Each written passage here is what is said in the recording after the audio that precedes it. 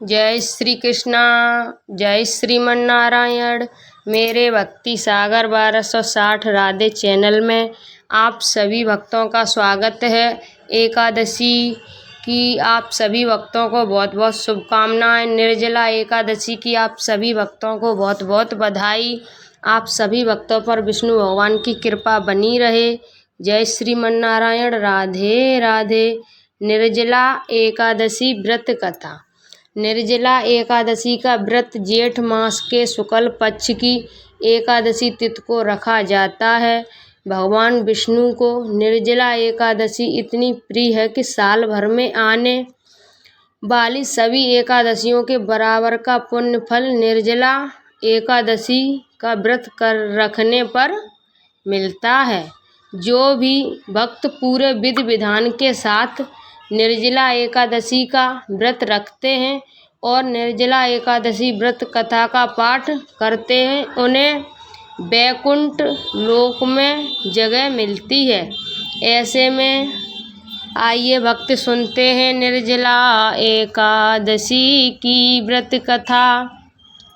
युधिष्ठिर ने कहा, है जनार्दन, आपने अपरा एकादशी का महात्म्य सुनाया, अब कृपा जेठ शुक्ल पक्ष की एकादशी का वर्णन करें। भगवान श्री कृष्ण बोले, हे राजन, इसका वर्णन सत्यवती पुत्र वेद व्यास जी करेंगे, क्योंकि वे सभी शास्त्रों के ज्ञाता और वेदों में पारंगत हैं। तब वेद व्यास जी ने कहा, दोनों पक्षों की एकादशी को भोजन नहीं करना चाहिए। द्वादशी के दिन स्नान आदि कर भगवान केशव की पूजा करके नित्य कर्मों के निवृत्त होकर पहले ब्राह्मणों को भोजन कराएं, फिर स्वयं भोजन करें। जनना शौच और मरड़ा शौच में भी एकादशी को भोजन नहीं करना चाहिए। पितामह, मेरी बात ध्यान से सुनिए। राजा युधिष्ठिर, माता कुंती, द्रौपदी, अर्जुन, नकुल और सहदेव ये सभी एकादशी का उपवास करते हैं और मुझसे भी कहते हैं, भीमसेन तुम भी व्रत करो। मैं उनसे कहता हूँ, मुझसे भूख सहन नहीं होती। ये सुनकर व्यास जी ने कहा, यदि तुम्हें स्वर्ग प्राप्त करना है और नरक से बचना है तो दोनों पक्षों की एकादशी का उपवास करो। भीमसेन बोले, महाबुद्धिमान पितामह, मैं सत्य कहता हूँ कि एक बार भोजन करके भी उपवास करना मेरे लिए कठिन है, फिर बिना खाए कैसे रह सकता हूँ। मेरे पेट में वृक नाम की अग्नि सदैव जलती रहती है, जो बहुत भोजन करने पर ही शांत होती है। इसलिए हे महामुनि, मैं वर्ष भर में केवल एक बार उपवास कर सकता हूँ।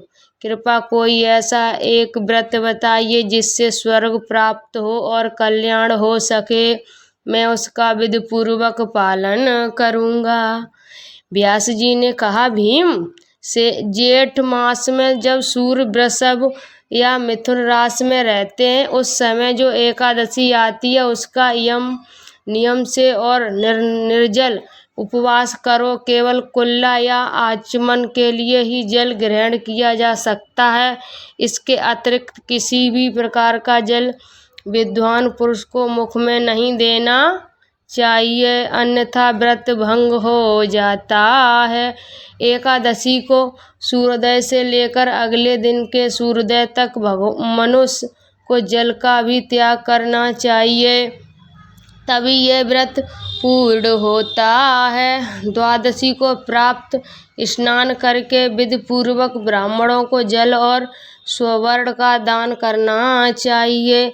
इसके पश्चात जितेंद्रिय पुरुष ब्राह्मणों के साथ स्वयं भोजन करें।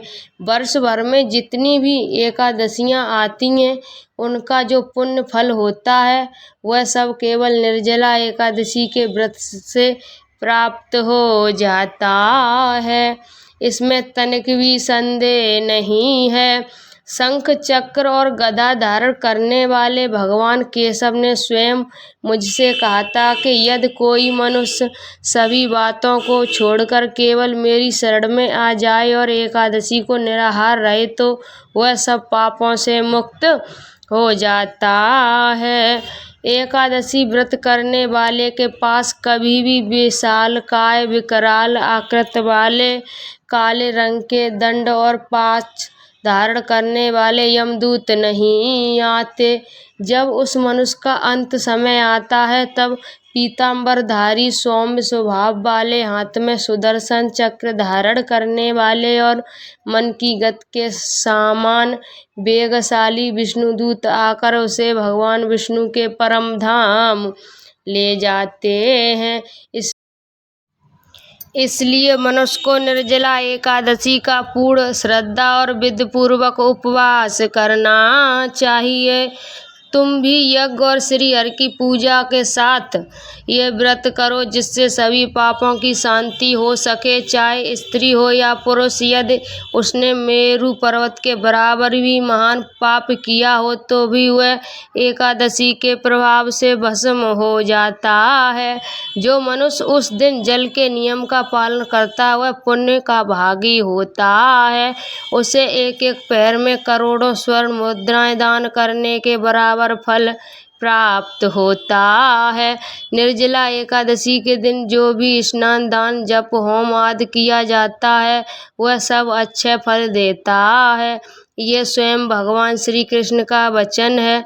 इस व्रत को विधि पूर्वक करने से मनुष्य वैष्णव पद को प्राप्त करता है। जो मनुष्य एकादशी के दिन अन्न खाता है वह पाप खाता है, वह इस लोक में चांडाल के समान होता है और मृत्यु के बाद उसे दुर्गति प्राप्त होती है। जो व्यक्ति जेठ शुक्ल पक्ष की एकादशी को उपवास करके दान करता है वह परम पद को प्राप्त करता है। जो एकादशी का व्रत करते हैं वे हत्या, शराब पीना, चोरी करना और गुरु का अपमान करने जैसे महापापों से भी मुक्त हो जाते हैं। हे कुंती पुत्र, निर्जला एकादशी के दिन श्रद्धालु स्त्री पुरुष के लिए जो विशेष दान और कर्तव्य बताए गए हैं उन्हें सुनो। उस दिन जल में शयन करने वाले भगवान विष्णु की पूजा करनी चाहिए और जलमयी धेनु का दान करना चाहिए। अगर संभव हो तो वास्तविक गाय का घृतमयी धेनु का दान करना उचित होता है। साथ ही पर्याप्त दक्षिणा और विभिन्न प्रकार के मिष्टानों द्वारा ब्राह्मणों को श्रद्धा पूर्वक संतुष्ट करना चाहिए। ऐसा करने से ब्राह्मण अवश्य प्रसन्न होते हैं और उनके प्रसन्न होने पर भगवान श्री हरि मोक्ष प्रदान करते हैं। जो लोग सम, दम और दान में प्रवृत्त होकर श्री हरि की पूजा करते हैं और रात्रि में जागरण के साथ ये व्रत करते हैं वे अपनी 100 पीढ़ियों को और आने वाली 100 पीढ़ियों को भगवान वासुदेव के धाम में पहुंचा देते हैं। इस दिन अन्न, वस्त्र, गौ, जल, सैया, सुंदर आसन, कमंडलू और छाता आदि का दान करना चाहिए। जो व्यक्ति उत्तम और पात्र ब्राह्मण को जूता दान करता है वह सोने के विमान पर बैठकर स्वर्ण में प्रतिष्ठित हो जाता है। जो व्यक्ति इस एकादशी की महिमा को श्रद्धा से सुनता है और जो श्रद्धा पूर्वक इसका वर्णन करता है वे दोनों स्वर्गलोक को प्राप्त करते हैं। चतुर्दशी युक्त अमावस्या के सूर्योदय में जो फल श्रद्धा से प्राप्त होता है वही इस एकादशी के श्रावण से प्राप्त होता है। सुबह दंत धावन करके ये संकल्प लेना चाहिए कि मैं भगवान केशव की प्रसन्नता के लिए एकादशी को निराहार रहूँगा और आचमन के अतिरिक्त अन्य किसी प्रकार का जल ग्रहण नहीं करूँगा।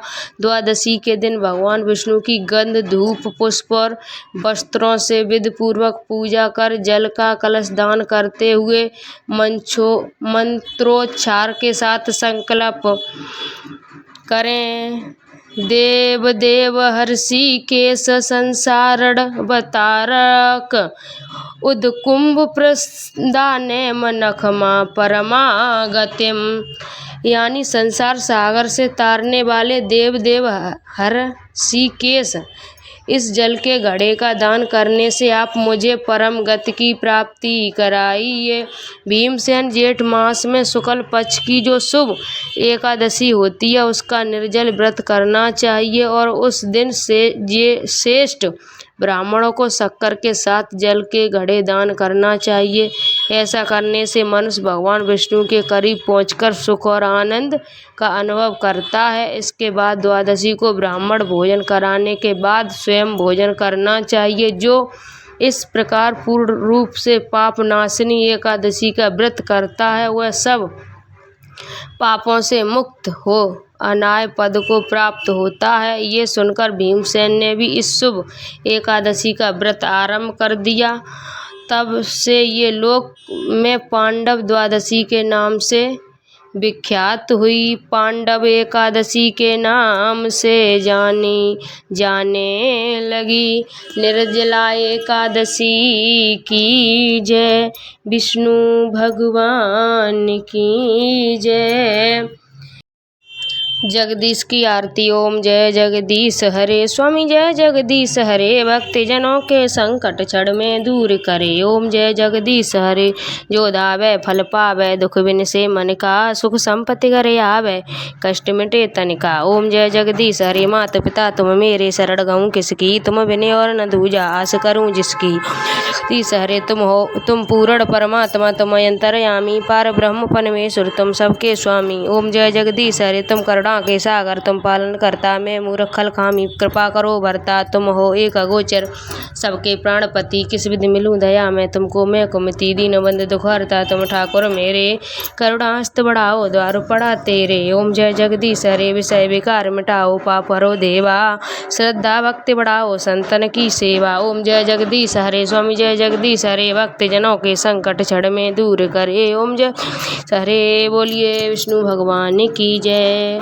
निर्जला एकादशी की जय, तुलसी मैया की जय। मैंने निर्जला एकादशी की व्रत कथा सुनाई, उसमें मैंने कुछ गलत बोला हो तो आप सभी वक्त मुझे माफ़ करना। इस वीडियो को ज़्यादा से ज़्यादा शेयर करना, लाइक शेयर सब्सक्राइब जरूर करना, कमेंट में जय श्रीमन नारायण जरूर लिखना। राधे राधे।